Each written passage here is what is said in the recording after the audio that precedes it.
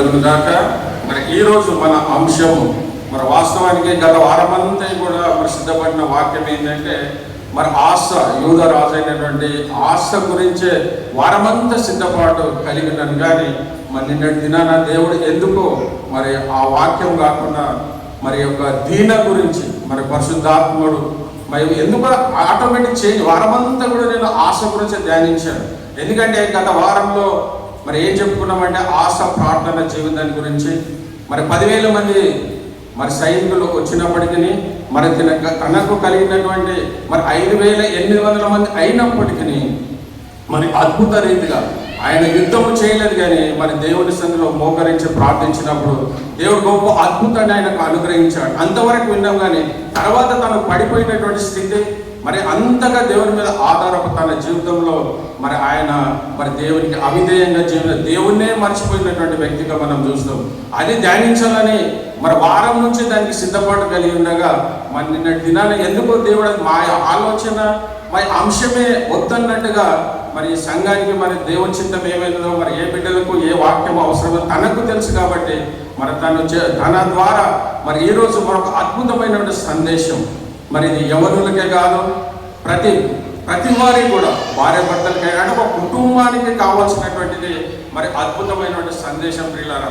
కాబట్టి మనం చదువుకున్నటువంటి వాక్య భాగంలో మనం చూసుకున్నట్లయితే మరి ఇక్కడ 34వ అధ్యాయంలో ఇక్కడి 34వ అధ్యాయంలో మాత్రమే దీని గురించి మరి లిఖించడం జరిగింది. అని ఇంకా ఎక్కడ కూడా మరి దీని గురించి మరి లిఖించబడలేదు. కానీ మరి యవ్వన ప్రాయంలో ఉన్నటువంటి బిడ్డ మరి తను చేసినటువంటి తప్పిదమని అనుకోవడానికి కాదు, కానీ మరి లోకానుసారమైన ఆశ కలిగి మరి ఆ లోకంలో ఉన్నట్టు అంటే వీళ్ళు ఎందుకు మరి ఆ పట్టణం వెళ్ళని ఆశ కలిగిందంటే వీళ్ళు పట్టణము బయట వెలుపల గుడారాలు వేసుకొని జీవిస్తున్నటువంటి కుటుంబం మరి యాకోబు.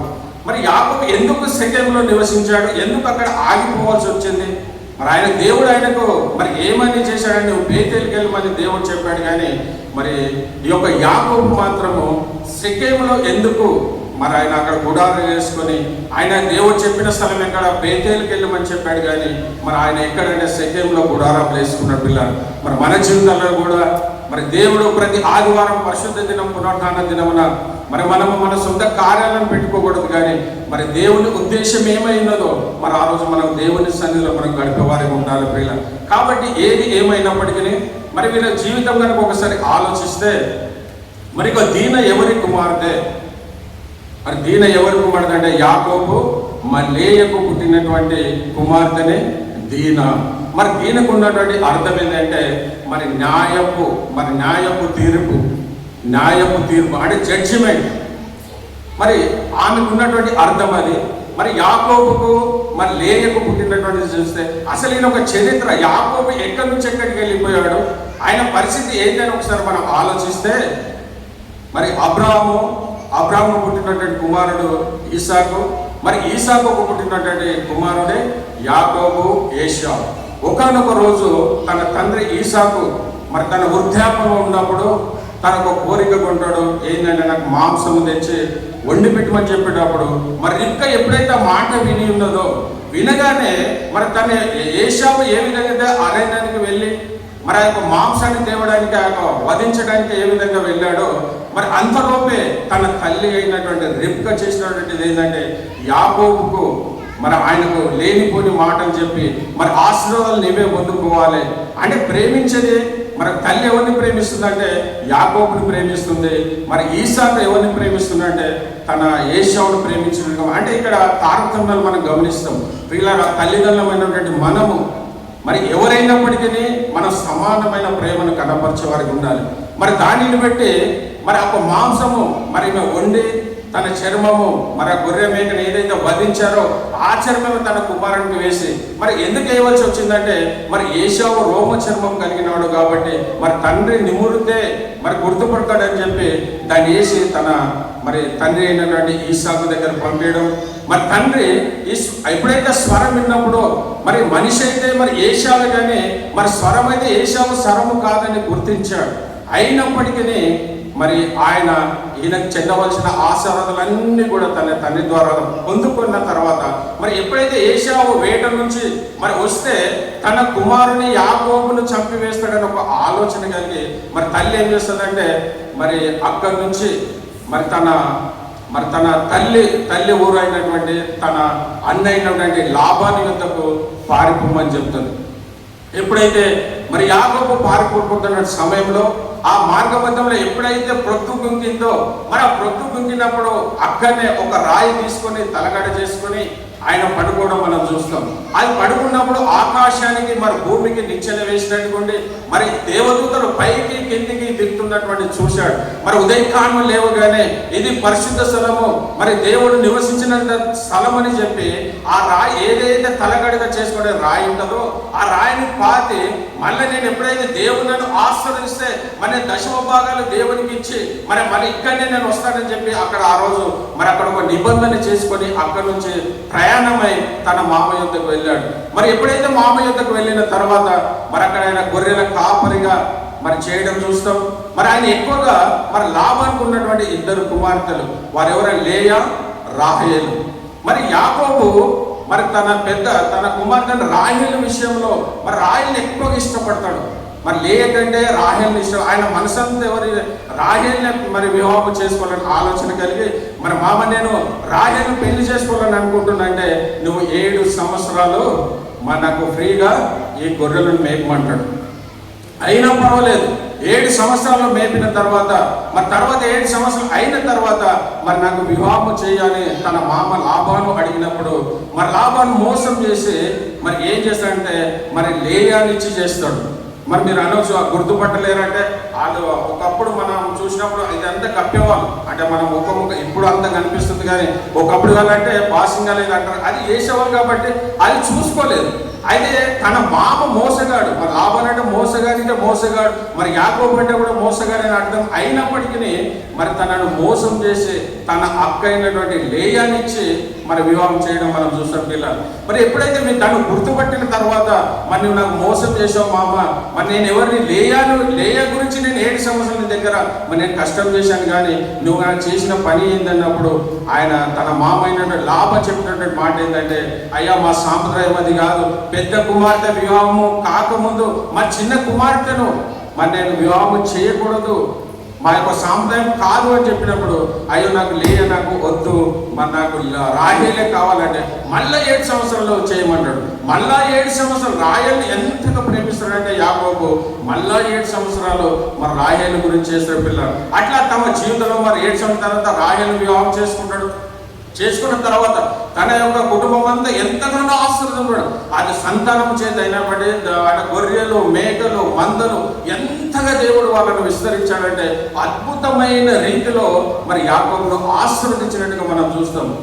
అయిన తర్వాత మరి దేవుడు చెప్పినాడు అప్పుడు యాకోబు మర్చిపోయాడు, దేవుని విషయం మర్చిపోయాడు. అయ్యో నేను దేవుడికి ఒకసారి మాట ఇచ్చాను కదా అనే విషయం మర్చిపోయి దేవుడు ఒక ప్రత్యక్షం ఏమంటాడంటే నువ్వు బేతేలుకి వెళ్ళమని చెప్తాడు. మరి యాకోబు చెప్పింది ఏంటంటే బేతేలుకి వెళ్ళి మరి తన భార్యలను మరి తన భార్య మరి లేయా యొక్క దాసి మరి జిల్ఫా మరి అదేవిధంగా రాహేలు యొక్క దాసి బిల్వ వీళ్ళు నలుగురు తన కలిగినటువంటి పిల్లలు ఎంతమంది అంటే మరి 12 మంది మగ పిల్లలు ఒకే ఒక ఆడపిల్ల దీన. అండ్ దీన ఎవరి కుమార్తె అంటే మరి యొక్క కుమార్తె ఆమె. మరి అందరికీ మరి దాదాపుగా 6 మంది కుమారులు మరి ఒక కుమార్తె. తర్వాత వాళ్ళిద్దరికి మరి రాహేలు యోసేపు బెన్యామీను మరి తర్వాత దాసి అయిన బిల్వకు దాను నప్తాలి అంటే మొత్తం మీరు 12 మందిగా 12 ప్లస్ ఒక కూతురు అంటే దీన మరి ఎవరికి కన్నాడంటే మరి యాకోబు లేయకు కలిగినటువంటిది. ఎప్పుడు కూడా తను మరి లేయను ప్రేమించినట్టుగా మనం చూడం. మరి ఎప్పుడు ఆమెకు గర్భం ధరించినప్పుడు మరి నాకు దేవుడు నా భర్త నా దేవుడు నా మాట విన్నదని దానికి అర్థం వచ్చే పేర్లు మరి రూబేన్ అని సిమియోన్ అని ఆ విధంగా తన పేర్లు పెట్టుకుంటూ పోయింది. అయిన తర్వాత మరి దేవుడు ఎప్పుడైతే ప్రత్యక్షమైనప్పుడు అలాంటి మార్గంలో మరి తను వస్తున్నటువంటి మార్గంలో మరి ఆయన ఎక్కడ పోవాలంటే బేతేలులో ఉండవలసినటువంటి వ్యక్తి మరి షెకెములో ఎందుకు ఉంటాడంటే ఎప్పుడైతే తను బయలుదేరినో తన అన్న అయినటువంటి ఏశావు మరి తన తమ్ముడు వస్తున్నాడని చెప్పి 400 మందిని తన వెనుక పెట్టుకొని మరి తన మీదకి యుద్ధానికి వస్తున్నాడు అని తెలుసుకునేటటువంటి మరి యాకోబు ఏం చేస్తాడంటే తన భార్యలను తన పిల్లలను, తన ఆశ సమస్తాన్ని కూడా మరి పంపివేసి ఆయన ఒక్కడే రాత్రంతా కూడా మరి దేవుని యొద్ద మరి దేవునితో పెనుగులాడినట్టుగా మనం చూస్తాం. మరి బైబిల్ గ్రంథంలో మొట్టమొదటిసారిగా మరి ఆల్ నైట్ ప్రే చేసిన వ్యక్తి ఎవరంటే మరి యాకోబు ప్రియులారా. మరి యాకోబు ఎప్పుడైతే ప్రార్థన చేశాడో, ఎందుకు ప్రార్థన చేస్తున్నాడంటే తన అన్నైనటువంటి ఏశావు చేత మరి ఆయనకు సమాధానం కావాలి. తన ఏశావుకు భయపడిన వ్యక్తిగా ఉండి మరి రాత్రంతా దేవునితో పెనుగులాడటాన్ని బట్టి మరి ఒంటరిగా ఉండి మరి దేవునితో పెనుగులాడాడు, దేవునితో ప్రార్థించాడు. కాబట్టి మరి దేవుడు ఆయన మొరను విని మరి తన ఇద్దరు అన్నదమ్ములు ఏశావు మరి అదేవిధంగా యాకోబు సమాధాన పడ్డట్టుగా మనం చూస్తాం. మరొకరు ముద్దు పెట్టుకొని కౌగిలించుకొని మరి తనకు కలిగినటువంటి ఆస్తిని తన అన్నకి ఇవ్వాలంటే మరి ఏశావు కూడా ఏమన్నాడు, దేవుడు నన్ను అద్భుతంగా ఆశీర్వదించాడు, నీ ఆస్తి నాకు ఏమి అంటే ఇద్దరు సమాధాన పడి. ఇది ఎక్కడంటే ఈ షెకెము ప్రాంతంలో జరిగినటువంటి సంఘటన. మరి ఎప్పుడైతే యాకోబు బేతేలుకు వెళ్ళవలసిన వ్యక్తి, దేవుడు కూడా చెప్పింది బేతేలుకి వెళ్ళమని చెప్పినట్టు వ్యక్తి, ఆయన బయలుదేరిన గమ్యం కూడా ఏంటంటే బేతేలుకి వెళ్ళాలని వచ్చాడు. కానీ ఎక్కడైతే తన అన్న ఎప్పుడైతే సమాధాన పడ్డాడో, ఎప్పుడైతే తనలో ఉన్నటువంటి భయము మరి యాకోబు నుంచి వెళ్ళిపోయినప్పుడు ఆయన ఇక బేతేలును మర్చిపోయాడు. ప్రియులారా, మనం కూడా మన జీవితాలలో మరి దేవుడు మన పట్ల అనేకమైన మేలులు చేసినప్పుడు ఆ మేలులను మనము ఆ యొక్క సంతోషంలో మరి దేవుడిని మర్చిపోయే వారికి ఉంటాం. మరి యాకోబు కూడా చేసింది ఏంటంటే బేతేలుకి వెళ్ళవలసిన వ్యక్తి మరి దేవుడు ఏదైతే తనకు బయలుపరిచాడో ఆ ప్రాంతానికి వెళ్ళవలసిన వ్యక్తి మరి ఆయన ఎక్కడ ఉన్నాడంటే ఈ షెకెము అనే ప్రాంతంలో. మరి షెకెము ప్రాంతంలో ఉన్నప్పుడు తన గుడారాలు వేసుకొని మరి ఉన్నటువంటి కాలంలో జరిగినటువంటి ఒక యథార్థమైన సంఘటన. మరి ఎందుకు బైబిల్ గ్రంథంలో మరి దీని గురించి రాయవచ్చా అని మనం అనుకుంటే మనకు ఆ విధంగా జీవించకూడదు. మనం ఒక దీనలాగా కాదు కానీ లోకానుసారమైన జీవితం మనం జీవించకూడదు. కానీ మనకు ఒక పాఠము నేర్పడానికే మరి దేవుడి ఇక్కడ దీని గురించి వివరించాడు. పిల్లలు మరి షెకెము ప్రాంతంలో ఆ యొక్క పట్టణంలో వీళ్ళు లేరు, కానీ పట్టణం వెలుపల ఉన్నటువంటి ప్రాంతంలో వీడు గుడారాలు వేసుకుని ఉన్నటువంటి సమయంలో తన 12 మంది కుమారులు మరి వాళ్ళు అడవికి వెళ్ళి తన గొర్రె మేక మందలను మేపేవారు. మరి లేయ మరి తన యొక్క వీళ్ళు తన చిన్నమ్మ వాళ్ళందరూ ఉన్నప్పటికీ మరి మాకు కలిగినటువంటి ఆలోచన ఏంటంటే ఆ పట్టణంలో ఉన్నటువంటి కుమార్తెలను నేను చూడాలి. ఆ పట్టణం అంటే లోకానుసారమైనటువంటి ఆలోచన. మరి వెళ్ళితే పర్వాలేదు, కానీ మన తన తల్లి తండ్రులకు చెప్పిందా చెప్పలేదా బైబిల్ గ్రంథం లేదు. కానీ తన సొంత నిర్ణయం తీసుకొని మరి ఆమె ఎక్కడికి వెళ్ళింది, షెకెము అనే ప్రాంతానికి వెళ్ళింది. ఒంటరిగా వెళ్ళి యవ్వన ప్రాయంలో ఉన్నటువంటి బిడ్డ మరి తన తల్లిదండ్రులకు మరి తన వారు అందరూ ఉన్నప్పటికీ మరి ఆమె ఆ ఒక్కటిగా నిర్ణయం తీసుకొని మరి మనము ఆ షెకెము ప్రాంతానికి వెళ్ళింది. మరి జోసఫస్ అనే చరిత్రకారుడు ఈ విషయాన్ని గురించి ఏం చెప్తాడంటే, జాతరలు మామూలుగా మన ఊళ్ళలో ఏదైతే జాతరలు జరుగుతాయి కదా, మన క్రైస్తవ మిషనరీలో కూడా కొన్ని జాతరలు జరుగుతాయి. అంటే అటువంటి ఒక జాతర జరుగుతున్నటువంటి సందర్భం అంటే అక్కడ ఆ ప్రాంతంలో చూడడానికి మరి అక్కడ ఎవరు ఉన్నారంటే అందరూ అల్లరితో కూడినటువంటి ఆటపాటలు అయినప్పటికీ మరి లోకానుసారమైన జీవించారు అందరూ ఉంటారు. కాబట్టి ఈమె అక్కడికి పోవాల్సిన స్థలం కాదు, కానీ మరి మేము పోవాల్సి వచ్చింది. ప్రియులారా, ఎప్పుడైతే మరి దీన తన ఇంటి గ్రోవ్ నుంచి ఆ యొక్క షెకెము పట్టణంలోకి వెళ్ళిందో మరి అక్కడ ఉన్నటువంటి ఆమోర్ కుమారుడైన షెకెము మరి దీనిని ఎప్పుడైతే చూశాడో మరి తనకు పాప కోరికలు కలిగినటువంటి షెకెము మరి ఆమెను మనం ఇక 3-4 వచనాలు చూస్తే మరి లేయ యాకోబులకు కలిగిన కుమార్తె అయిన దీన ఆ దేశము కుమార్తెలను చూడవెళ్ళెను. ఆ దేశము నేలిన ఇవ్వీయుడైన ఆమోరు కుమారుడకు షెకెము ఆమెను చూచి ఆమెను పట్టుకొని ఆమెతో శయనించి ఆమెను అవమానపరచెను. నిజంగా ప్రియులారా, మరి ఎప్పుడైతే తనతో తోడు ఎవరు లేనటువంటి పరిస్థితిలో మరి యవ్వన ప్రాయంలో ఉన్నటువంటి దీన మరి ఆ విధంగా వెళ్ళకూడదు. కానీ ఆమెకు వెళ్ళిన దానికి మరి ఆమె వెళ్ళిన దానికి అక్కడ ఉన్నటువంటి రాజు చూసి ఆమెను మరి ఈ విషయం మనం ఒకసారి ఆలోచిస్తే మరి మనం కూడా మన జీవితాలలో ఎక్కడ వెళ్ళాలో ఎక్కడ వెళ్ళకూడదు. మరి తల్లిదండ్రులు ఎప్పుడైనా అమ్మ పలానా స్థలానికి మీరు వెళ్ళకూడదంటే మరి బిడ్డలైనటువంటి మీరు వినే స్థితిలో ఉండాలి. కానీ అమ్మ నీకేం తెలుస్తుంది, డాడీ నీకేం తెలుస్తుంది, మాకు అన్ని తెలుసులే, మేము లోకంలో మేము పెద్దగా కాలేమా, మాకు లోకంలో ఏంటని తెలుసు అని నువ్వు అనుకుంటావు. కానీ నువ్వు మంచి స్థితిలోనే ఉండొచ్చు, నీకు మంచి ఆలోచనలు కలిగి ఉండొచ్చు, కానీ మరి లోకము ఆ స్థితిలో లేదు కదా పిల్లరా. మనకు అర్థం కావడానికి చెప్పాలనుకుంటే, మనం రోడ్డు మీద వెళ్తున్నప్పుడు మనము డ్రైవింగ్ మంచిగా చేస్తాం, మనకు నమ్మకం ఉంది, కానీ ఎదుట ఉన్నటువంటి వ్యక్తి ఆ స్థితిలో ఉంటాడా అంటే వాడు ఏ స్థితిలో ఉంటాడో మనకు తెలియదు. కాబట్టి బహు జాగ్రత్తగా మన లోకంలో మనం వెళ్తున్నప్పుడు మనము క్రైస్తవమైనటువంటి మనము మన లోకానుసారంగా మనం లోకంలో ఉన్న వాటిని మనం ప్రేమించే వారికి ఉండొద్దు, కానీ మరి యొక్క దీన చేసి చిన్న తప్పిదమే తన జీవితంలో చేసిన చిన్న తన తల్లిదండ్రులకు కానీ తన అన్నదమ్ములకు కానీ తెలియకుండా ఆ శక్యమైన ప్రాంతానికి పోవడము, ఆ ప్రాంతంలో ఎప్పుడైతే దీన వెళ్ళిందో మరి అక్కడ ఉన్నటువంటి రాజకుమారుడు శక్యము ఆమెతో క్షీణించి ఆమెను పాడు చేసినట్టుగా మనం చూస్తాం పిల్లరా. కాబట్టి మరి 3వ వచనం చూస్తే, అతని మనస్సు యాకోబు కుమార్తెైన దీన మీదనే ఉండేన గనుక అతడు ఆ చిన్నదాన్ని ప్రేమించి ఆమెతో ప్రీతిగా మాట్లాడి ఆ చిన్నదాన్ని నాకు పెళ్లి చేయమని తన తండ్రి అయిన ఆమోరును అడిగను. మరి తను ఎప్పుడైతే మరి దీన ఎప్పుడైతే కనిపించిందో ఆయన ఎట్లంటే ప్రీతికరమైన మాటలు, అంటే మన లోకానుసారంగా చూస్తే నువ్వు లేకపోతే నేను బ్రతకలేను, నువ్వు లేకపోతే నేను జీవించలేను, నీవే నా సర్వస్వము, నీవే నాకు సమస్తం అన్న విధంగా మరి ఏ ప్రీతికరమైన మాటలు ఎప్పుడైతే దీనతో మాట్లాడిందో, మరి ఇక్కడ దీన కూడా ప్రీతికరమైన మాటలకు పడిపోవడానికి ముఖ్య కారణం ఏంటని కూడా మనం ఆలోచించాలి. ఎందుకు మరి దీన ఆ ప్రీతికరమైన మాటలు మరి తన కుటుంబంలో తన తల్లి పొందుకోలేనటువంటి స్థితిలో ఉంది. మరి ఎప్పుడు కూడా యాకోబు మరి లేయాను ప్రేమించినట్టుగా మనం చూడము, ఎప్పుడు కూడా యాకోబు ఆమెను తిరస్కరించినట్టుగానే మనం చూస్తున్నాం. మన కుటుంబాలలో కూడా మరి భార్య భర్తలు ఏ విధంగా ఉన్నారు, మరి దీని ద్వారా మనం నేర్చుకోవాల్సింది ఏంటంటే మరి బిడ్డలు మన ప్రవర్తన బట్టి మరి ఎప్పుడైతే ఆయన ప్రీతికరమైనటువంటి మాటలు మరి తన తండ్రి అయినటువంటి యాకోబు ద్వారా ఏ రోజైనా లేయకు ప్రీతికరమైన మాటలు మాట్లాడినట్టుగా దీన వినలేదు. మరి ఎప్పుడైతే ఆయన మాటలు విన్నప్పుడు ఆమె హృదయం ఏమైపోయిందంటే మరి ఆమె అయ్యో ఇంతగా నన్ను ప్రేమిస్తున్నారా, ఒకవేళ మరి తన తల్లి అయినటువంటి లేయాను ఒకవేళ యాకోబు కనుక ప్రేమించినట్లయితే మరి ఆమెకు ఆ తలపు పుట్టేది కాదు, ఆయనకు ఆకర్షితులైపోయింది. కానీ ఏ మాటలు ప్రీతికరమైన మాటలు చెప్పినప్పుడు మరి దీని ఏమైందంటే ఆమె మరి లొంగిపోయినట్టుగా మనం చూస్తున్నాం పిల్లరా. మరి ఆమెను క్షీణించి ఆమెను పాడు చేసినట్టుగా చూస్తున్నాం. కాబట్టి తల్లిదండ్రుల మనము మరి కుటుంబంలో మరి సఖ్యత కలిగి మనం జీవిస్తున్నామా, మరి భార్యాభర్తలు మన పేరు మాత్రమే ఉందా, లేకపోతే భార్యాభర్తలు మనం ప్రేమగా కలిగి జీవిస్తున్నామా, ఒకరొకరు ప్రేమ కలిగి మనం జీవిస్తున్నామా, మన బిడ్డలు అదే చూసుకొని అయ్యో తన తండ్రి ద్వారా తన తల్లికి ఎలాంటి అవమానము ఎప్పుడు తిరస్కారమే, ఆమెకు తిరస్కారమే చేశాడు. కానీ ఆయన ప్రేమించిన వాళ్ళంటే రాయల్ని ఎక్కువగా ప్రేమించాడు ప్రియులారా.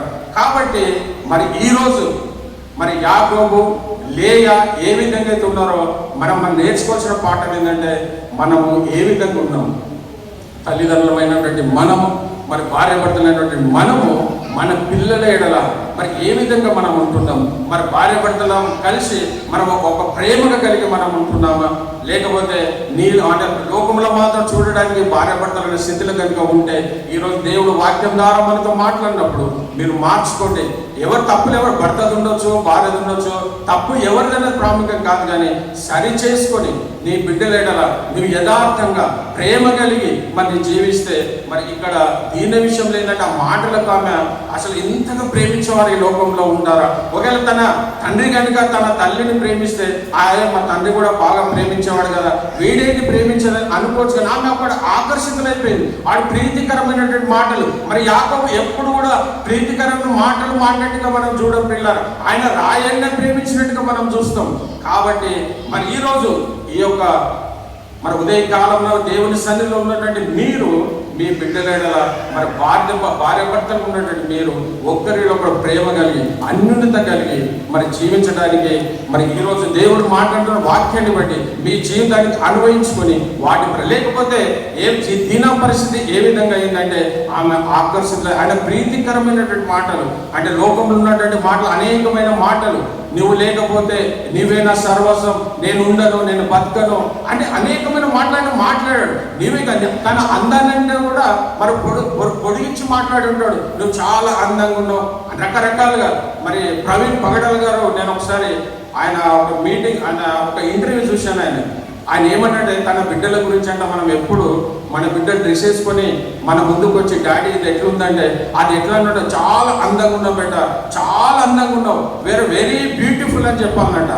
ఎందుకు ఆ మాట చెప్పాలని ఆయన దానికి ఎక్స్ప్రెషన్ ఏమి ఇచ్చాడంటే, మన బిడ్డ లోకంలోకి వెళ్తారు, లోకం వెళ్ళినప్పుడు ఎవడో మరి అనామకుడు, ఎవడో లోకానుసారంగా తిరిగే వ్యక్తి ఆమెను చూసి నువ్వు చాలా అందంగా ఉన్నావంటే, అయ్యో నా కుటుంబంలో ఎవరు కూడా నన్ను ఎప్పుడు ఈ మాట పోవడలేదు, నా తల్లి అనలేదు, నా తండ్రి అనలేదు, ఎవరు అనలేదు, ఆ మాటకు ఆమె ఆకర్షితులైపోతుంది పిల్లరా. కాబట్టి మన కుటుంబంలో మన బిడ్డలు ఏ విధంగా ఉన్నప్పటికీ నువ్వు చాలా అందంగా ఉన్నావని మరి ఆయన అద్భుతమైన మాట చెప్పాడు పిల్లరా. కాబట్టి ఈరోజు నీ బిడ్డలు ఏ స్థితిలో ఉన్నప్పటికీ నీ బిడ్డల గురించి నువ్వేంటంటే నువ్వు గొప్పగా చెప్పేవాడికి ఉండాలి. నువ్వు చాలా అంటే బయటికి వెళ్ళినప్పుడు ఎవడో ఒకటి మాట్లాడినప్పుడు ఆమె ఏమవుతుందంటే, మా డాడీ చెప్పాడు నాకు, నువ్వు అందా వీడేది నాకు చెప్పేది అంటే ఆమె హృదయంలో ఆ యొక్క మానసికంగా ఏంటంటే ఆ యొక్క తలంపు గుర్తొస్తుంది ఆమెకు.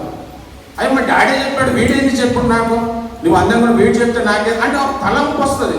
కాబట్టి మనం ఎప్పుడు మన బిడ్డల గురించి మరి ఇక్కడ మరి లేయా విషయంలో, యాకోబు విషయంలో మనం చూసుకున్నట్లయితే మరి దీన ఏ రోజు కూడా తన ఇద్దరు తల్లిదండ్రులైనటువంటి వారు మరి ప్రేమగా ఉన్నట్టుగా వాళ్ళ అన్యోన్యత కలిగినట్టు కూడా లేదు పిల్లరా. మరి ఒక సందర్భ ఎగ్జాంపుల్గా మనం చూసుకుంటే మరి ఎప్పుడైతే రుబేను మరి అడవికి వెళ్ళి మరి పుత్ర ద్రాక్ష అవి పండ్లు తెచ్చినప్పుడు మరి లేయా ఏం చేస్తుందంటే, నా కుమారుడు ఇది తెచ్చాడని చెప్పి నాకు కొన్ని ఇస్తే నాకు పిల్లలైతే లేయా అవి తీసుకున్నప్పుడు లేయా ఏం చేస్తాడు, నా కుమారుడు పుత్ర ద్రాక్ష పండ్లు తెచ్చాడు మరి లేయకి ఇచ్చినప్పుడు మరి ఆమె రాహేల్కి ఇచ్చినప్పుడు లేయా ఏమంటదంటే, నీకు పండ్లు ఇచ్చాను కాబట్టి ఆ భర్త యాకోబును నా యుద్ధకు పంపు అంటది.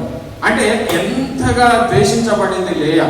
కాబట్టి మరి దానిని బట్టి ఇక్కడ చెప్పినటువంటి మాటలను బట్టి మరి ఆ విధంగా తన జీవితాన్ని మరి నాశనం చేసుకున్నట్టుగా మనం చూస్తున్నాం పిల్లలు. మరి అదే కాకుండా ఇంకా కిందికి వచ్చినట్లయితే మరి ఎప్పుడైతే తన కొడుకు మరి షెకెము చెప్పినటువంటి మాటలకు తండ్రి మరి ఆయన ఆమెను అంతగా ప్రేమిస్తున్నాడని చెప్పినప్పుడు, నాయన నేను ఆ యొక్క దీననే నేను పెళ్లి చేసుకుంటాను, నేను ఇంకా ఎవరిని చేసుకుని అన్నప్పుడు మరి రాజు అయినప్పటికీ మరి యాకోబు యొద్దకు వచ్చి అయ్యా జరిగిన విషయాన్నంతా మరి చెప్పినప్పుడు యాకోబు నుంచి ఒక మాట కూడా లేదు పిల్లలు. ఎందుకు ఏం మాట్లాడతాడు యాకోబు?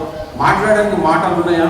ప్రియ బిడ్డలారా, ఎవరి బిడ్డల బహు జాగ్రత్తగా మీరు లోకంలోకి వెళుతున్నప్పుడు మరి ఎవరు మిమ్మల్ని ఏ విధంగా చూసినప్పటికీ దేవునికి మీరు భయపడే వారికి ఉండండి. అయ్యో నన్ను ఎవరు చూడడం లేదు కదా, ఎవరు ఇక్కడ లేరు కదా అని కనుక మీరు లోకానుసరమైన ఆలోచనలు మరి దీన్ని ఏ విధంగా చేస్తే అలాంటి ఆలోచన చేస్తే మరి కుటుంబానికే నష్టం. మరి యాకోబు ఒక మాట భక్తిపరుడైనప్పటికీ ఎంతో దేవుని ఎంతో మరి భయభక్తి కలిగిన వ్యక్తి అయినప్పటికీ ఒక్క మాట కూడా ఆ రాజు వచ్చి మాట్లాడాడు, అయ్యా మరి యాకోబు గారు ఇది జరిగిందన్నప్పుడు తన నోటి నుంచి ఒక్క మాట కూడా రాలేదు పిల్లలు. ఎందుకు? తన బిడ్డ చేసినటువంటి తప్పిదమే. మరి ఈరోజు యవ్వన బిడ్డలైనటువంటి మీరు మీ తల్లిదండ్రులు గర్వంగా ఉండాలంటే, మీ తల్లిదండ్రులకు ఘనత రావాలంటే మరి పిల్లలైనటువంటి మీరు బహు జాగ్రత్తగా ఎవరు మిమ్మల్ని అపవాది మీరు ఎవరి ప్రయాణం ఉన్నప్పుడు మరి త్రొట్టిపోవడానికి చాలా అవకాశాలు ఉంటాయి. కానీ వాటిని మనం బహు జాగ్రత్తగా, నాకు నా తల్లిదండ్రులు ఉన్నారు, మరి నాకు నా దేవుడు, అన్నిటికంటే ముఖ్యంగా దేవుడు ఉన్నాడనే ఆలోచనను మనకి ఎప్పుడు మర్చిపోయేవారు. తనకు నోరు ముయ్యబడడానికి కారణం ఏంటంటే తన బిడ్డ చేసినటువంటి తప్పిదమే కదా. ఈరోజు అనేక మంది లోకంలో మనం అనేకం చూసుకున్నాం, తల్లిదండ్రులను విడిచిపెట్టి నా ఇష్టము, నా జీవితము, నాకు అన్ని తెలుసు, మీరు చెప్పవలసిన అవసరం లేదు, మీకేమి తెలుసు అని తల్లిదండ్రులు అనేక మంది బిడ్డలు అనడం లేదా పిల్లరా? కాబట్టి మరి మీరు ఒక విషయం, పిల్లలైన యవ్వన బిడ్డలను మీరు ఒక విషయం గమనించాలి. మీ తల్లిదండ్రులకు చదువు రాకపోవచ్చు, మీ తల్లిదండ్రులకు లోక జ్ఞానం లేకపోవచ్చు, కానీ వారి జీవితాన్ని ఎంతో అనుభవించారు. వారు అనుభవించిన జీవితాన్ని బట్టి మీకు చెప్పినప్పుడు ఆ మాటకు మీరు లోబడి వారికి ఉండాలి. కానీ నీకేమి తెలుసు మమ్మీ, నీకేమి తెలుసు డాడీ అనే మాటలు మాట్లాడద్దు. మీ తల్లిదండ్రులు ఏది చేసినప్పటికీ పరమతాన్ని మన పట్ల ఏ కార్యం మన మేలు నిమిత్తం ఏ కార్యం చేస్తాడో తల్లిదండ్రులు వారు కూడా మీ గురించి ఆలోచిస్తారు. కాబట్టి మనం బహు జాగ్రత్తగా ఉండాలి. ఎప్పుడు కూడా మాట మీ తల్లిదండ్రులు నా మాట అనకూడదు. ఏది చెప్పినప్పుడు మా మేలు గురించే మా తల్లిదండ్రులు చెప్తున్నారని ఆ మాటకు మీరు విధేయత చూపే వారికి ఉండాలి. కానీ మరి విధేయత లేని వాడు ఇట్లా యాకోబు ఏ విధంగా అయితే తన నోటి నుంచి మాట రాలేనటువంటి స్థితి, మరి ఈరోజు మీ తల్లిదండ్రులకు మీరు ఏ విధంగా ఉన్నాం గమనించండి పిల్లలారా, బహు జాగ్రత్తగా. మరి దేవుడు ఏ ఉద్దేశం కలిగి మీ తల్లిదండ్రులను మీరు సృష్టించాడో తెలుసా? మీకు ఒక ఉద్దేశం ఉంది దేవునికి. మరి ఆ ఉద్దేశాన్ని నువ్వు నెరవేర్చే వారికి ఉంటున్నావా, లేకపోతే లోకానుసారమైనటువంటి జీవితం నువ్వు జీవించే వారికి నీవు ఉంటున్నావా? మరి ఎప్పుడైతే యాకోబు ఒంటరిగా ఉన్నప్పుడు ఏం మాట్లాడాడు, కానీ ఎప్పుడైతే తన కుమారులు 12 మంది కుమారులు ఎప్పుడైతే తిరిగి ఆ పొలం తన దగ్గరికి వచ్చినప్పుడు ఈ ఉన్న విషయాన్నంతా చెప్పినప్పుడు వాళ్ళు ఆ కుటుంబం అంతా కూడా సంతాపం పొందినట్టుగా మనం చూస్తాం. కుటుంబం అంతా ఎంతో బాధ, ఎంతో వేదన, మనందరికీ తెలుసు ఇవి జరిగేటటువంటి విషయాలే, లోకంలో అనుదినము ప్రతి క్షణము జరుగుతున్నటువంటి విషయాలే, కానీ అది లోపలకు వర్తిస్తుంది. కానీ క్రైస్తవమైనటువంటి మనము దానికి విరోధంగా ఉండాలి. మన దేనే ఒక తండ్రి మన సంతోషపడేది ఎప్పుడంటే తన పిల్లల ద్వారానే. తన పిల్లలు మంచి స్థితిలో ఉంటే మన తండ్రి కాయా కష్టం చేసి ప్రతి ఉదయకాలం వెళ్ళి మరి మీకు ఎంతో ప్రయాసపడి మీ చదువుల నిమిత్తము మరి మీ నిమిత్తం ఎంతో ప్రయాసపడేలా చేస్తున్నప్పుడు ఒకసారి నువ్వు గుర్తుపెట్టుకోవాలి, అయ్యో నా తండ్రి నా తల్లి మరి నా గురించి ఎంత వేదన పడుతున్నారు. ఉదయకాలం లేచి వారు పనికి వెళ్ళి సాయంత్రం వచ్చి మరి ఎవరి గురించి అంటే తన పిల్లల గురించి పిల్లలు. కాబట్టి అది మీరు గుర్తెరిగి మరి ఆ విధంగా మీరు జీవించకుండా మరి దేవుని పట్ల ఆసక్తి కలిగి మరి దేవుడు చెప్పినటువంటి మాట ప్రకారంగా మరి దేవుని ఆజ్ఞలను మరి యోసేపు ఎగ్జాంపుల్ యోసేపును చూసుకోవాలి. యోసేపు ఎవరు లేరు తన వెనకల, తన అమ్మేయబడ్డాడు. ఐగుప్తు దేశంలో ఉన్నప్పటికీ మరి ఆ యొక్క రాణి ఆయనను ఎంతగా విసిగించినప్పటికీ తను చేసినటువంటి కార్యం ఏంది తెలుసా? తన పాపం నుంచి దూరంగా పారిపోయాడు. పాపంతో కలిసిపోలేదు, పాపంతో సావాసం చేయలేదు, కానీ పాపానికి దూరంగా పారిపోయాడు. ప్రతి యవ్వన బిడ్డ ఈ రోజు ఎవరైనా అలాంటి అవకాశం కనుక ఏదైనా ఉంటే నువ్వు ఆ పాపం నుంచి తొలగిపోయే వారిగా ఉండాలి, కానీ ఆ పాపంతో కలిసి నువ్వు సావాసం చేయవాడిగా ఉండొద్దు పిల్లలు. సరే, ఎప్పుడైతే మరి తన కొడుకులందరూ వచ్చినప్పుడు మరి యాకోబు చెప్పిన విషయం ఏంటంటే మరి అయ్యా ఇది జరిగింది, మరి ఏమి చేయాలనుకున్నప్పుడు మళ్ళీ వాళ్ళందరూ కలిసి ఏం చేద్దామని ఆలోచించినప్పుడు మళ్ళీ రాజు వచ్చి అయ్యా నా కుమారుడు ఆమె లేకపోతే ఉంటున్నాడు, చనిపోతున్నట్టున్నాడు, కాబట్టి మీరు ఏదైనా చేయండి అని అన్నప్పుడు వీళ్ళు ఒక కండిషన్ పెట్టారు. ఏ కండిషన్ అంటే అయ్యా మేము యూదులము ఇశ్రాయేలులము మాకున్నటువంటి నిబంధన ఏంటంటే సున్నతి లేకుండా మేము వివాహం చేసుకోము. సున్నతి ఒక కండిషన్ పెట్టారు. అయినా వాళ్ళు అన్యులైనప్పటికీ మరి ఆయన షెకెము రాజు తన కుమారుడు ఆశపడుతున్నాడు కాబట్టి, తన కుమారుడు ప్రేమిస్తున్నాడు కాబట్టి ఆ యొక్క నిబంధన కూడా సున్నతి చేసుకోవడానికి కూడా వాళ్ళు వెనుక తీయలేదు. పిల్లలు ఆ పట్టణంలో ఉన్న వారు వారే కాదు, ఆ పట్టణంలో ఉన్న వారు అందరూ కూడా మరి సున్నతి చేశారు. ఎప్పుడైతే సున్నతి చేసిన తర్వాత వారి బాధలో వాళ్ళు ఉన్నప్పుడు మరి 2 కుమారులు అయినటువంటి వారు మరి లేవి షిమియోను మరి మధ్యరాత్రి వెళ్ళి ఆ ప్రాంతంలో ఉన్న మగవారిని అందరినీ కూడా చంపివేస్తారు. ఎందుకంటే మా చెల్లెకి ఇంత అవమానం మీరు చేస్తారా, మా చెల్లెకి ఇంత మరి మీరు అవమానపరిచి ఒక వ్యభిచారం వల్ల మీరు చేస్తారని చెప్పి వాళ్ళందరూ రాత్రి వేళ ఎవరికి యాకోబు కూడా తెలియకుండా మరి వీళ్ళు లేవి వీళ్ళు వెళ్ళి ఏం చేస్తారంటే ఆ పట్టణంలో ఉన్న ప్రతి వారు మగ పిల్లలు లేకుండానే ప్రతి వారిని కూడా మరి చంపివేసినట్టుగా మనం చూస్తున్నాం. ఒకే ఒక తప్పు, ఎవరు దీన ఏం చేసిందంటే తను ఆ యొక్క తన తల్లిదండ్రులకు తెలియకుండా మరి లోకానుసారంగా జీవించడానికి వెళ్ళింది. కాబట్టి మరి క్రైస్తవమైన మరి లోకానుసారంగా మనం జీవించవచ్చు పిల్లరా. కాబట్టి మనం మొదటి యోహాను పత్రికలో మనం చూస్తే మరి ఒక అద్భుతమైన మాట 2వ అధ్యాయం 15వ వచనంలో చూస్తే మరి అక్కడ మనం ఏ విధంగా ఉండాలనే విషయాన్ని మరి 2వ అధ్యాయము 15 ఈ లోకములనైనను లోకములో ఉన్న వాటినైనను ప్రేమింపకూడి మరి ఎవడైనాను లోకమును ప్రేమించినట్లా తండ్రి ప్రేమ వాడిలో ఉండదు. మరి ఈమె ఏం ప్రేమించిపోయింది? లోకాన్ని ప్రేమించింది. అక్కడ ఏమి జరుగుతుందో మరి ఆ లోకంలో ఉన్న ఆ కుమార్తెను చూడాలని వెళ్ళింది, కానీ ఆమెకు జరిగినటువంటి అవమానం మరి బహుఘోరమైనది. మరి ఇంకా తనతో పాటు తన రాహేలు ఉంది, తన చిన్నమ్మ ఉంది, ఆమెను తీసుకొని పోలేదు, ఇంకా ఎవరైనా తన తోడు పెట్టుకొని పోలేదు, కానీ ఒంటరిగా పోవడం వలన జరిగినటువంటి ప్రమాదమే. మరి ఎవరి బిడ్డలా మీరు ఎక్కడికి వెళ్ళినప్పటికీ మరి దేవుని మీరు ఎక్కడికి వెళ్ళినప్పుడు మొట్టమొదట మీరు బయటికి వెళ్తే ప్రార్థన చేసుకుని బయటకు వెళ్ళండి. అప్పుడు దేవుని యొక్క కృప మీకు ఉంటుంది. మరి ప్రతి ఉదయకాలం మరి తల్లిదండ్రులమైన మనం కూడా మన బిడ్డల మీద మనము ప్రార్థించే వారికి ఉంటున్నామా? మన విలాప వాక్యములు 2:19 ఒకసారి చదివితే మరి అక్కడ అద్భుతమైన మాట. విలాప వాక్యములు 2:19 చూస్తే నువ్వు ప్రతి ఉదయకాలంలో చేయవలసిన నీ పిల్లల నిమిత్తం నువ్వు చేయవలసిన ప్రార్థనను మరి 2:19 ఒకసారి చదవండి పిల్లలు. విలాప వాక్యములు 2వ అధ్యాయము 19వ వచనం.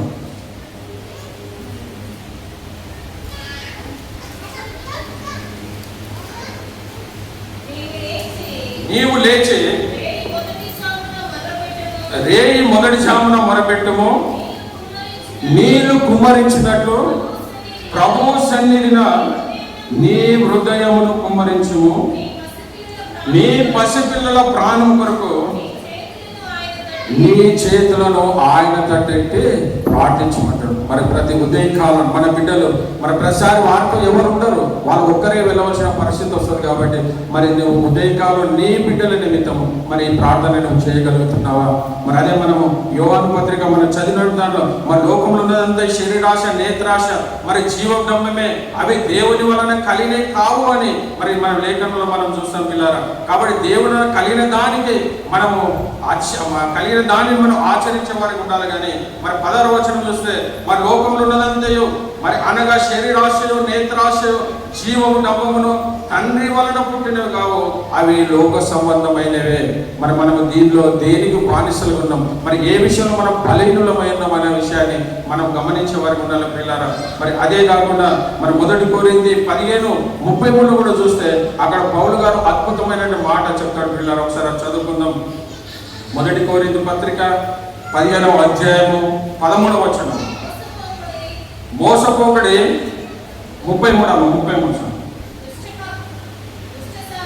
దుష్ట సాంగత్యము మంచి నడవడిని చెరుపును. చాలా అంటే దుష్ట సాంగత్యము అంటే మంచి ప్రవర్తన.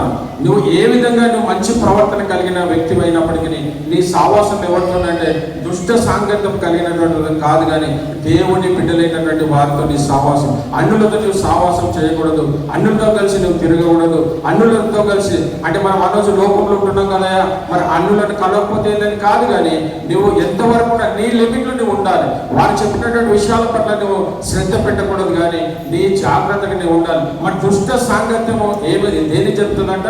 మంచి నడవడిని, నువ్వు మంచి ప్రవర్తన. మరి ఇక్కడ దీని గురించి కూడా ఆమె మంచి ఆమెనే కావచ్చు, కానీ ఆమె పోయినటువంటి ప్రాంతం ఆ దుష్టత్వము, ఆ దుష్ట సాంగత్యం కలిగినటువంటి ప్రాంతం. కాబట్టి మరి ఆ విధంగా జరిగిన దానిని బట్టి మరి నువ్వు ఏ విధంగా ఉంటున్నావు, మరి ఏది ఏమైనా ఎంత అవమానం ఆ కుటుంబానికి అంత అవమానం కలిగినట్టుగా మనం చూస్తున్నాం. మరి అదే కాకుండా మరి రోమపత్రిక పాపం వలన వచ్చు జీతము మరణము 6:23. మరి ఆ మరణాన్ని నువ్వు పొందుకుంటావా? మా జీవ పునరుత్థానమైనటువంటి యేసుక్రీస్తు నీ కొరకు నా కొరకు కలవరిశిలో తన ప్రాణాన్ని మరి బలిగా అర్పించినటువంటి దేవుణ్ణి మర్చిపోయి మరి నువ్వు పాపం చేస్తే మరి పాపం వలన వచ్చు జీతము మరి మరణం ప్రియులారా. కాబట్టి మరి అదే విధంగా కూడా మన 1 తెస్సలోనిక పత్రిక 4:4 కూడా చూసినట్లయితే మరి అక్కడ కూడా యవ్వనుల గురించి ప్రత్యేకమైనటువంటి మాటను మనం చూస్తాం పిల్లారా. 1 తెస్సలోనిక పత్రిక మీలో ప్రతి వాడును దేవుని ఎరగని అన్యజనుల వలె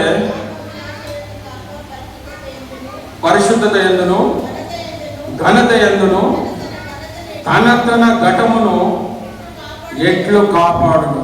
మరి ఇక్కడ అద్భుతమైన మాట మన తెస్సలోనికీయులకు రాసినటువంటి పత్రికలో పౌలు గారు చెప్తున్నటువంటి మాట ఏంటంటే మరి మనం ఏ విషయంలో మీలో ప్రతి వాడును మరి దేవుని ఎరగని అన్యజనుల వలె కామాభిలాషయందు కాక పరిశుద్ధత యందును ఘనత యందును తన ఘటమును ఎట్లు కాపాడుకోను. ఘటము అంటే శరీరం.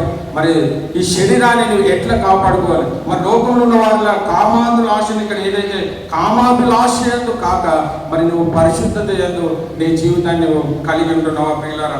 మరి అదేవిధంగా సామెతలు 3:35 కూడా చూస్తే మరి యవ్వనుల గురించి అద్భుతమైన మాటలు. మరి ఇక మనం సామెతలను చూస్తాం పిల్లారా. మరి సామెతల గ్రంథము 3:35 జ్ఞానులు ఘనతను స్వతంత్రించుకొందురు, బుద్ధిహీనులు అవమానభరితులగుదురు. మరి ఇక్కడ జ్ఞానులు ఏమి సంపాదించడం మనం చూస్తున్నాం పిల్లారా. మరి ఘనతను సంపాదించుకోవడం మనం చూస్తున్నాం. మరి మన ఘనతను సంపాదించే వారికి ఉంటున్నామా, లేకపోతే మనము లోకానుసారంగా మనము దుష్ట సాంకేతం కలిగి మనం జీవిస్తున్నామా? మరి ఇది ఇంకోసారి చదవం అదే వచనము 25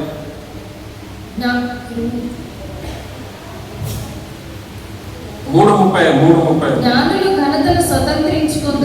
ఘనతను స్వతంత్రించుకుందరు, బుద్ధిహీనులు అవమానభరితులగుదురు. మనం బుద్ధిహీనంగా ఉన్నామా? మన ఘనతను ఘనతను సంపాదించుకుంటాడు. మరి నువ్వు ఘనతను సంపాదించుకునే వారికి ఉన్నావా? మన బుద్ధి లేని వారిగా మనం ఆ విధంగా ఉంటున్నామా పిల్లారా. మరి ఇంకొక విషయాన్ని మనం గమనిస్తే మరి ఎందుకు నష్టం వచ్చింది?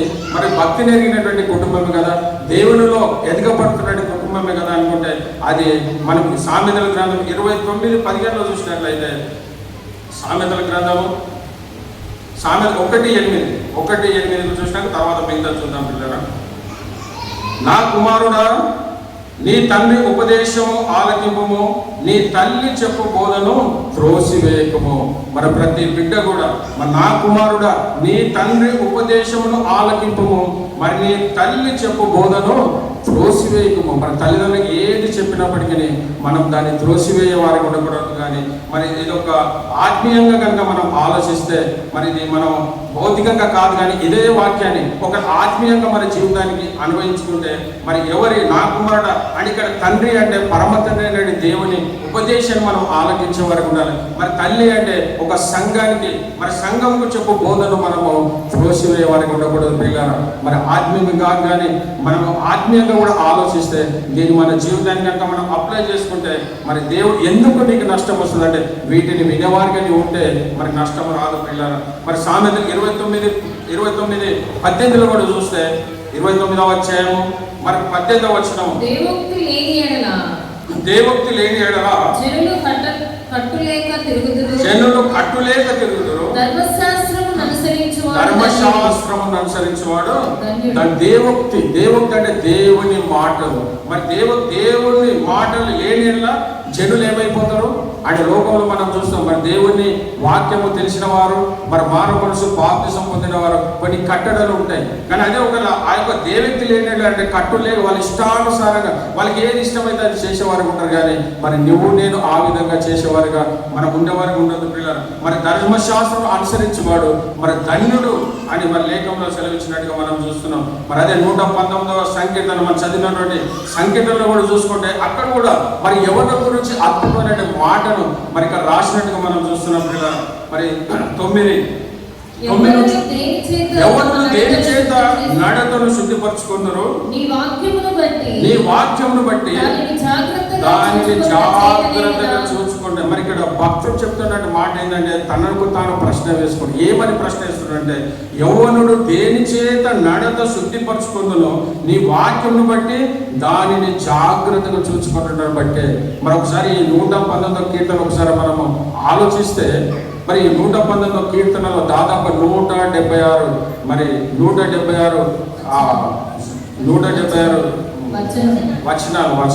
వచనాలు వేరేదాన్ని అంటే అన్ని కలిగినప్పుడు దీని అద్భుతమైన కీర్తన ఏంటంటే ఆ ఎబ్రి భాషలో ఉన్నటువంటి 22 అక్షరాలు, ఎబ్రి భాషలో ఉన్నటువంటి 22 అక్షరాల మీద ఒక్కొక్క అక్షరానికి మన ఇంగ్లీష్లో ఏ విధంగా ABCD అని ఏ విధంగా ఉంటాయో, మరి 119వ కీర్తన కూడా ఏంటంటే ఆ యొక్క 22 వచనాలు ఏదైతే ఉందో ప్రతి వచనం మరి మొదట 119 అలేఫ్ అని ఉంటుంది. అలేఫ్ అంటే వాళ్ళ మొట్టమొదటి అక్షరము అలేఫ్ ఎబ్రిలో. మరి తర్వాత రెండవది మనం చూసినట్లయితే మరి ఇక్కడ మన బేత్ అని ఉంటుంది. మరి బేత్ అంటే ఇల్లు, మరి బెట్ల ఏమంటే రొట్టె, మరి బెట్ల ఏమంటే రొట్టెల విల్లు అన్న విధంగా అంటే అక్షరాల మీద లెక్కించబడినటువంటిది 119వ కీర్తన. అంటే 22 అంటే 100 ఒక్కొక్క పదానికి ఒక్కొక్క అక్షరానికి 8 వచనాలు కలిగినటువంటిది ఇది. అంటే 176 వచనాలు కలిగినటువంటి ఇది మరి ఎంతో అద్భుతమైనటువంటి. దీంట్లో మనం ఈ రోజు మనకు ఏర్పాటు చేయబడిన దాన్ని మరి నీ పూర్ణ హృదయంతో మరి నేను వెతికి ఉన్నాను, నన్ను నీ ఆజ్ఞను విడిచి తిరగనీయకుము.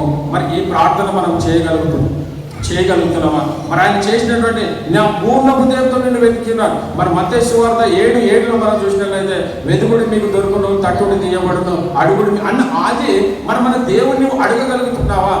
మరి యవ్వనులైనప్పటికీ మరి ఎవరి అయినప్పటికీ ఆ మాటను మనము అలిగగలే స్థితిలో మనం ఉంటున్నామా? మరి దేవుడు మరి అలాంటి కృప మరి చివరిగా సమయమైంది కాబట్టి మరి మొట్టమొదటిగా ఒక 5 విషయాలు చెప్పి మనం ముగించుకుందాం. మరి దైవ భయము కలిగి జీవించాలి. మొట్టమొదటి యవ్వనులైనప్పటికీ ఎవరైనప్పటికీ దైవ భయము కలిగి జీవించాలి. మరి రెండవది దేవుని మాట అయినా మరి దైవదాసుని మాట అయినా తల్లిదండ్రుల మాటను వినేవారికి ఉండాలి. 3 దేవుని మాట, రెండవది తల్లిదండ్రుల మాట, మరి మూడవది దైవదాసుల మాట మీరు వినగలుగుతున్నారా? అయ్యో వాళ్ళు ఏదో చెప్తున్నారు, ఏదో పోతున్నారని కాదు, కానీ మనం ఆ విధంగా మరి అన్యజనులతో సావాసం మనము చేయకూడదు. అన్యులైన సావాసం అంటే అలవాటే అలా అంతవరకే, కానీ వారి విషయాలలో దేంతో కూడా మనం సావాసం చేసేవారికి ఉండకూడదు. మరి నాలుగవది అజాగ్రత్తగా ఉండకూడదు. మరి ఐదవది అదుపు కలిగి ఉండాలి. మనం అదుపు కలిగి మన మనసులో మన ఆధీనంలో ఉంచుకొని మన ఈ ఒక 5 విషయాలను మనం పాటించే వారికి ఉండాలి. మరి చివరిగా మరి ఏదైతే మరి ఎవరినైనటువంటి బిడ్డలు మీరు ఎవరిని అంటే who is your role model అని మీరు ఒక రోల్ మోడల్గా పెట్టుకుంటే మరి దాని అద్భుతమైన మాటలు మనం చూస్తే మరి పరిశుద్ధంగా జీవించాలనుకుంటే ఒక పరిశుద్ధిని నువ్వు గురిగా పెట్టుకోవాలి. మరి ఆ పరిశుద్ధులు ఎవరంటే యోసేపు. నువ్వు ఒక గురి అంటే ఒక గురిగా అంటే who is your role model అన్నప్పుడు నా రోల్ మోడల్ మరి ఎవరంటే ఒక నీతిగా కనుక పరిశుద్ధంగా మరి జీవించిన వ్యక్తి ఎవరన్నారంటే మరి యోసేపుని ఎప్పుడు గుర్తుపెట్టుకోవాలి. ఏది తలెచ్చినప్పుడు ఏది చేసినప్పటికీ యోసేపుని ఉదయంకి రావాలి.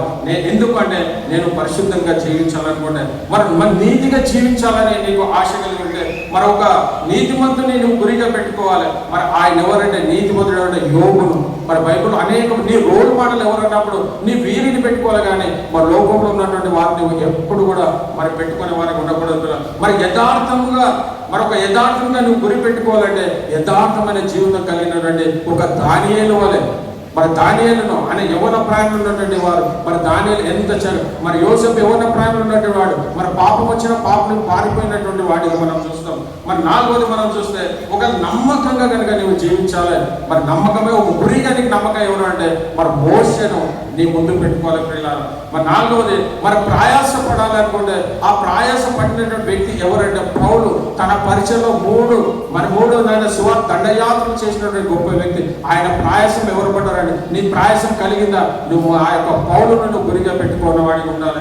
మరి ఐదవది ఒకవేళ దీవెనకరంగా నువ్వు ఉండాలనుకుంటే మరి యోసేపు ఏ విధంగా అయితే తన యొక్క ఇశ్రాయేలు అందరికీ దీవెనకరంగా ఉన్నాడు. మరి వాళ్ళు పోయింది 70 మందే, కానీ మొట్టమొదటి యోసేపు మరి అక్కడ ఆయన అధిపతిగా ఉన్నప్పుడు తన యొక్క కుటుంబం వారు పోయిన వాళ్ళు యాకోబు తన పిల్లలందరూ కలిపి 70 మందే, కానీ అనేక మందికి ఆశీర్వాదంగా మరి అలాగే లక్షలుగా మరి తన మొట్టమొదటి 70 మందే, మరి ఐగుప్తు పోయింది 70 మందే, కానీ చెర నుంచి విడిపించినప్పుడు లక్షల కొలది ప్రజలు మరి అక్కడి నుంచి వచ్చినట్టుగా మనం చూస్తున్నాం పిల్లల.